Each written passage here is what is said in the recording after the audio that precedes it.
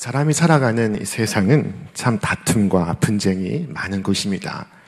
세상은 참 폭력적입니다. 조금만 자신과 생각이 다르면 인터넷상에서 함부로 사람들을 정죄하고 또한 공격합니다. 빌립보 교회는 참 좋은 교회였지만 사람의 문제가 없는 것은 아니었습니다. 교인들 사이에 다툼이 하나됨을 방해하고 있었습니다. 그래서 바울은 그러므로 그리스도 안에서 여러분에게 무슨 격려나 사랑의 무슨 위로나 성령의 무슨 교제나 무슨 동정심과 자비가 있거든 여러분은 같은 생각을 품고 같은 사랑을 가지고 뜻을 합하여 한 마음이 되어서 내 기쁨이 넘치게 해 주십시오 라고 부탁하고 있습니다. 오늘 바울이 부탁하고 있는 것은 세 가지입니다. 첫째, 같은 생각을 품고, 둘째, 같은 사랑을 가지며, 셋째, 뜻을 합하는 것입니다. 바울은 이 표현을 통해 빌립보 교인들에게 첫째도 한 마음, 둘째도 한 마음, 셋째도 한 마음이 되십시오 라고 말하고 있습니다. 한 마음이 되는 그것은 빌립보 교회 목회자 바울의 기쁨을 충만하게 할 것입니다.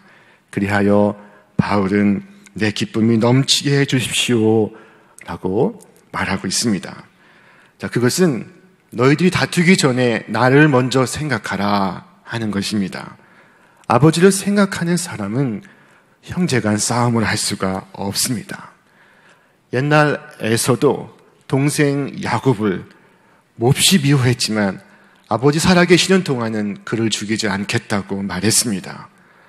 사도 바울이 감옥에 있는데 빌립보 교인들이 어떻게 서로 싸울 수가 있겠습니까? 그리스도를 생각하는 사람이 어떻게 서로 다툴 수가 있겠습니까? 우리가 하나가 될 때 하나님의 기쁨이 크다는 것을 안다면 우리가 어찌 다툴 수 있겠습니까? 하나님 앞에서 싸울 수 없고 주님의 십자가 앞에서 서로 시비할 수 없습니다. 바울은 빌립보 교회 교인들에게 하나됨을 강조하고 있습니다. 그런데 이 하나됨은 우리에겐 참으로 어려운 일입니다. 왜 그럴까요? 바울은 구체적으로 설명합니다. 첫째, 다툼과 허영이 있기 때문입니다. 당시 빌립보 교회의 다툼은 교회 안에 경쟁심에서 나오고 있었습니다. 유오디아와 순두계를 중심으로 한 두 그룹이 분열하고 있었습니다. 우리는 항상 하나님 앞에서 나를 생각해야 합니다. 하나님과 나의 관계가 어떠한가 하는 것이 중요하지 내가 누구보다 더 나은가 그렇지 않은가는 중요하지 않습니다. 사도 바울은 아무 일에든지 비교하지 말라고 말씀합니다. 자신을 다른 사람과 비교하다 보면 어느새 자기 진실은 감추이고 자기 과장에 빠져서 그만 허영의 덫에 걸리고 맙니다. 그러므로 바울은 아무 일에든지 다툼이나 허영으로 하지 말라고 말하고 있습니다. 둘째는 자기 집착 때문에 하나됨을 이루지 못하고 있습니다. 성경은 말씀합니다. 각각 자기보다 남을 낮게 여기고 각각 자기 일을 돌볼 뿐더러 또한 각각 다른 사람들의 일을 돌보아 나의 기쁨을 충만하게 하라. 여기서 말씀하는 자기란 그 자신의 이익과 자신의 관점과 자신의 주장을 말씀하는 것입니다. 자기 주관의 틀 속에 갇혀있는 그것은 마치 작은 동굴 속에 갇혀있는 것과 같습니다. 굴 속에서 작은 구멍을 통하여 바깥 세상을 바라다 보면 그러면 하늘은 그 구멍밖에 되지 않습니다. 구멍의 크기만큼 보이지 않습니다. 그러나 그렇다고 해서 하늘이 그렇게 작다고 말할 수 있겠습니까? 이렇게 자기 아는 것이 전부라고 믿는 사람은 하나 되지 못합니다. 다툼과 허영 때문에 그리고 자기 집착 때문에 하나됨을 지키지 못하고 있었습니다. 그러면 이 하나됨을 지키기 위하여 우리는 무엇을 할 수 있는지 바울은 또한 말씀하고 있습니다. 첫째, 겸손한 마음으로 자기보다 남을 낮게 여기는 것입니다. 성경은 말씀합니다.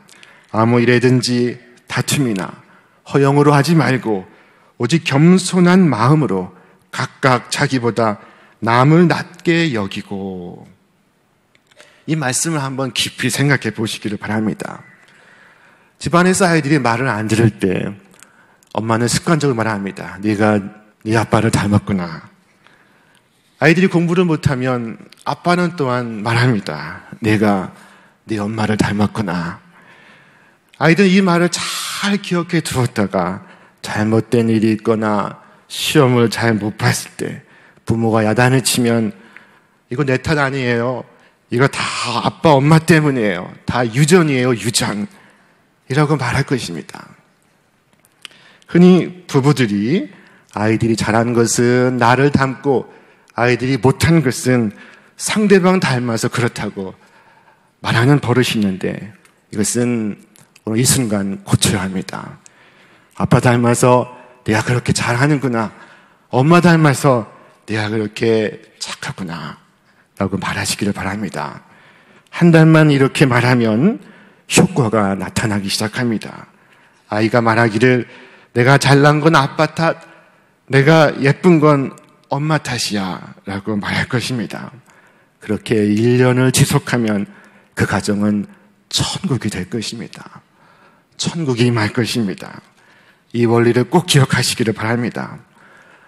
어떤 장로님은 사업가로서 한 생애를 참으로 덕스럽게 살아가셨습니다. 그러나 그분은 말끝마다 나는 성질이 못돼서 복받지 못할 사람인데 이만큼 복받고 사는 것은 내 아내 때문입니다. 아내는 성품이 좋고 덕이 높아서 아내를 통하여 하나님께서 복을 제게 주셨습니다. 얼마나 값진 이야기입니까? 얼마나 아름다운 이야기입니까? 나는 복받지 못할 만한데 아내 때문에 내가 이 복을 받고 나는 시원찮은 사람인데 남편 때문에 내가 이 복을 받는다고 생각한다면 또한 그렇게 말한다면 그 가정에 무슨 싸움이 일어나겠습니까? 여러분 상대방을 축혀 세우며 싸울 수 있습니까? 그런 상황에서는 싸우고 싶어도 싸울 수가 없습니다.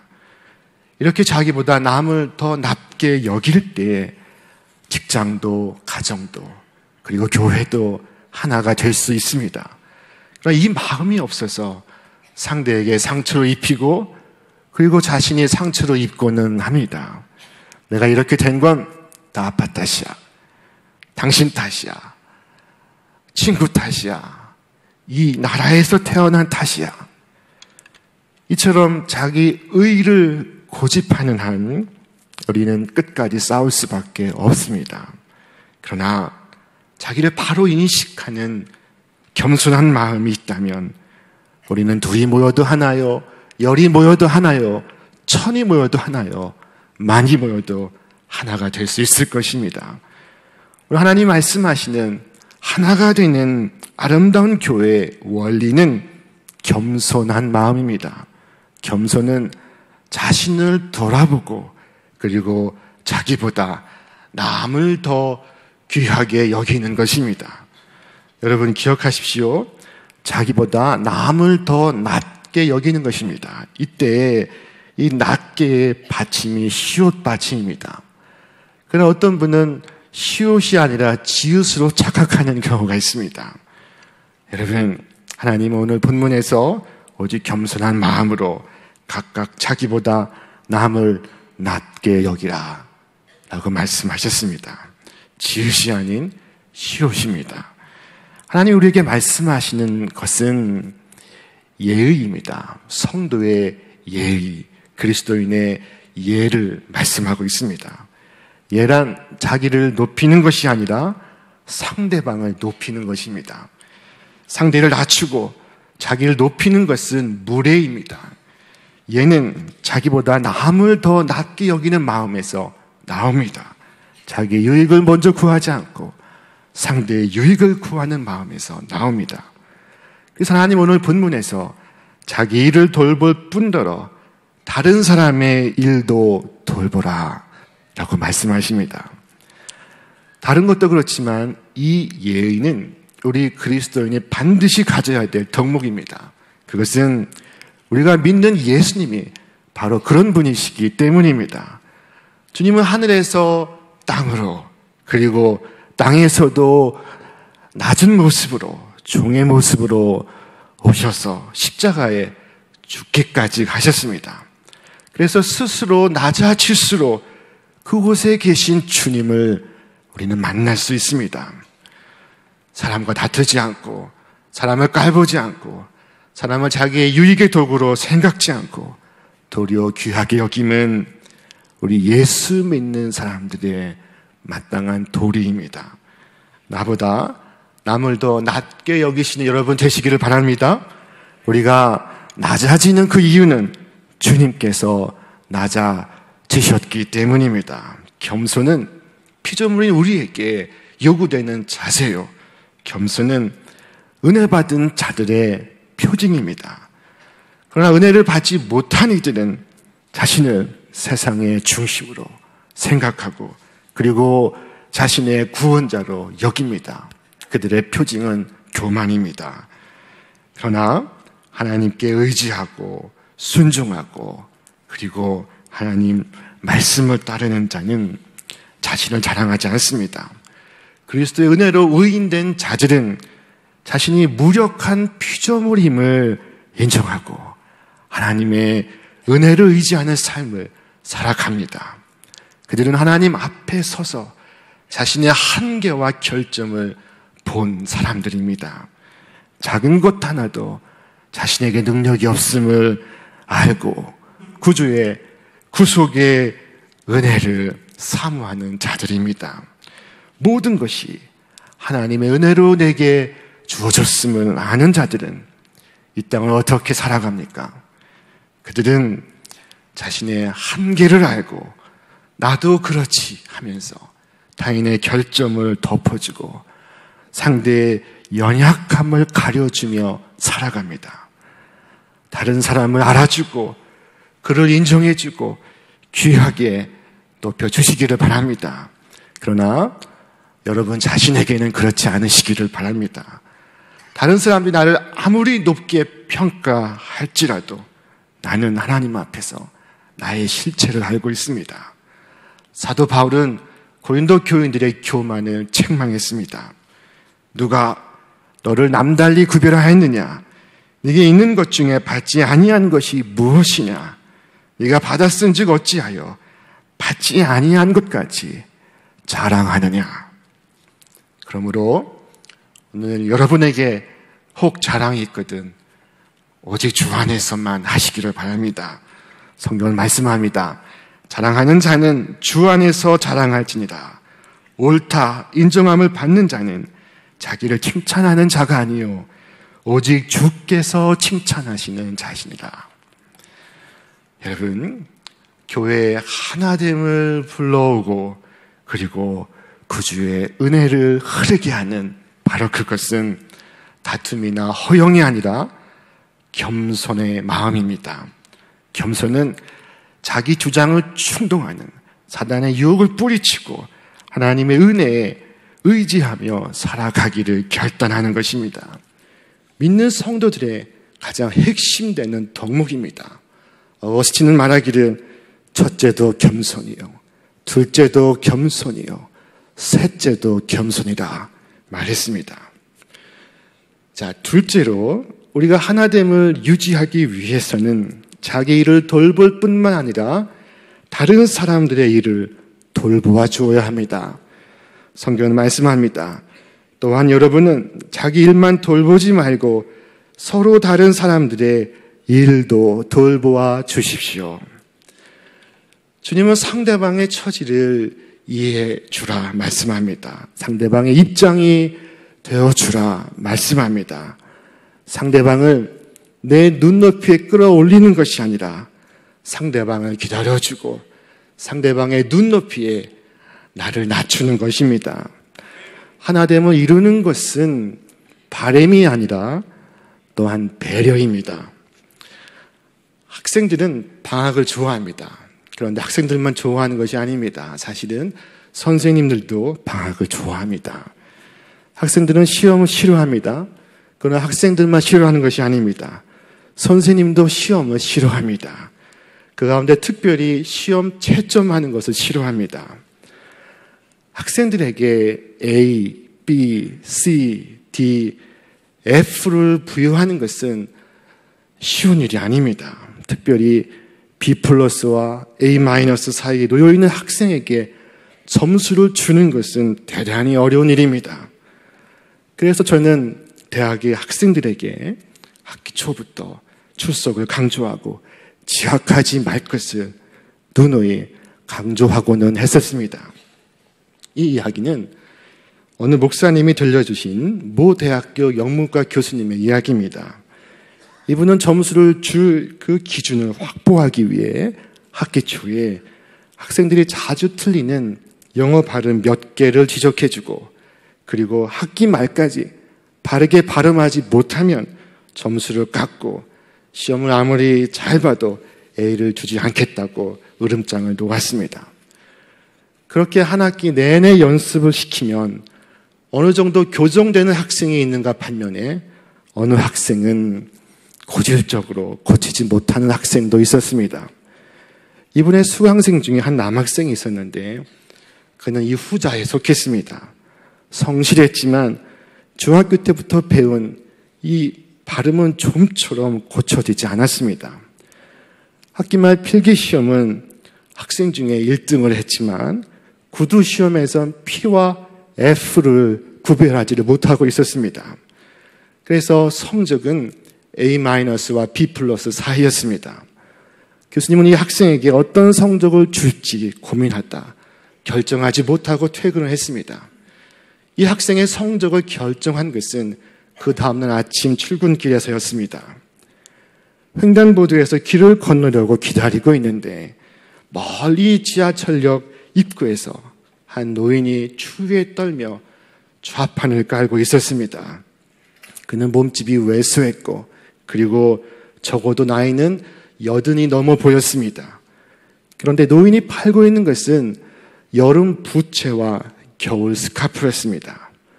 이 지하철역 입구에선 수많은 사람들이 쏟아져 나오고 있었지만 어느 누구도 그 노인을 바라보지 않았습니다. 그런데 한 젊은이가 이 노인을 주목하였습니다. 바로 그 학생이었습니다. 학생은 뭔가 골똘히 생각하며 팔기를 포기한 채 그저 웅크리고 있는 한 노인을 쳐다보고 있었습니다. 이 학생은 다른 사람들과 함께 횡단보도 길을 건너가다가 다시 되돌아섰습니다. 그리고 물건들을 잠시 살펴보더니 부채 2개를 집어들고 그리고 값을 물었습니다. 학생을 쳐다보던 노인의 얼굴에는 미소가 번졌습니다. 그때 교수님은 알았습니다. 학생은 부채가 필요 없다는 것은 다만 추위에 떨고 있는 노인을 배려하기 위해 차마 그냥 지나칠 수가 없었다는 것을. 학교에 도착한 교수님은 책상에 앉아서 어제 빈칸으로 두고 간 학생의 성적란에 조금 더 망설임 없이 A 플러스라고 적었습니다. 까지 영어의 P와 F의 발음 좀 혼동하면 어떤가? 영어는 기껏해야 지구상의 3분의 1 정도만 알아듣는 말이지만 연약한 노인을 도와주는 가슴의 언어는 만국 공통어가 아닌가. 교수님은 자신이 가르친 적 없는 이 만국 공통어를 그렇게 능숙하게 구사하는 학생에게 A 플러스보다 더 좋은 점수가 있다면 그것을 주고 싶은 심정이었습니다. 자, 이 배려가 그리스도 안에서 우리의 본래 모습입니다. 성경은 말씀합니다. 그러므로 그리스도 안에서 여러분에게 무슨 격려나 사랑의 무슨 위로나 성령의 무슨 교제나 무슨 동정심과 자비심이 있거든 정말 그러하거든 그렇다면 마음을 같이하여 뜻을 합하여 하나가 되라고 말씀합니다. 오늘 우리는 하나가 되어야 합니다. 그러나 하나가 되자라는 표현만으로 하나가 될 수 없습니다. 이제부터 하나 됩시다. 이제부터 나누어 싸우지 맙시다. 이런 소리 아무리 해야 소용이 없습니다. 어떻게 해야 주님이 원하시는 하나됨을 우리가 지킬 수 있습니까? 답은 하나. 그것은 바로 그리스도 안에 거하는 것입니다. 성경은 말씀합니다. 그러므로 그리스도 안에서 같은 생각을 품고 같은 사랑을 가지고 뜻을 합하여 한 마음이 되어서 내 기쁨을 넘치게 해 주십시오. 사람은 본래 자신 안에 한 마음을 가질 능력이 없는 사람들입니다. 자기 속에 하나가 아니라 둘, 셋, 네 마음이 있지 않습니까? 우리가 얼마나 변덕스러운지 우리 자신이 잘 알고 있지 않습니까? 하나됨은 오직 그리스도 안에서 가능합니다. 여러분, 그리스도인이 누구입니까? 그리스도인을 무엇으로 정의합니까? 교회 나오는 사람입니까? 그렇지 않습니다. 교회 나오는 사람들 중에 그리스도인 아닌 사람도 있습니다. 그리스도인, 그들은 곧 그리스도 안에 있는 사람들입니다. 예수 그리스도를 구주로 영접하고 그리스도의 주권을 인정하고 그리스도 안에서 그리스도의 명령에 순종하는 사람, 그 사람이 바로 그리스도인입니다. 오늘 주님의 말씀을 마음으로 받아 기쁘게 순종함으로 하나가 되시기를 바랍니다. 겸손한 마음으로 하나를 이루시기를 바랍니다. 그리스도께서 우리를 받으신 것처럼 우리도 서로를 받으시기를 바랍니다. 옳다는 이유로 둘이 되지 마시기를 바랍니다. 옳은 게 전부가 아닙니다. 예수님도 바리새인보다 세리를, 바리새인보다 죄인을 더 의롭다 말씀하셨습니다. 내가 옳다 하는 믿음으로 사는 것이 아니라 주님은 언제나 옳으시다 하는 믿음으로 자신의 주장을 내려놓고 형제와 자매와 연합하여 하나가 되시기를 바랍니다. 요한복음 17장에서 예수님은 십자가를 지시기 전 마지막 기도를 이와 같이 올리셨습니다. 우리 함께 읽겠습니다. 나는 세상에 더 있지 아니하오나 그들은 세상에 있사옵고 나는 아버지께로 가옵나니 거룩하신 아버지여 내게 주신 아버지의 이름으로 그들을 보존하사 우리와 같이 그들도 하나가 되게 하옵소서. 주님의 소원이셨습니다. 여러분, 이 하나가 되는 것 속에 그리스도를 믿는 신앙의 정수가 다 들어있습니다. 부부가 어려워도 힘을 다해 하나가 되고 교회 안에 다양한 사람이 있어도 우리가 하나가 될 수 있다면 오늘 주님의 기쁨은 우리 가운데 충만할 것입니다. 오늘 주 안에서 하나됨의 기쁨을 누리시는 여러분과 제가 되기를 주님의 이름으로 축원합니다.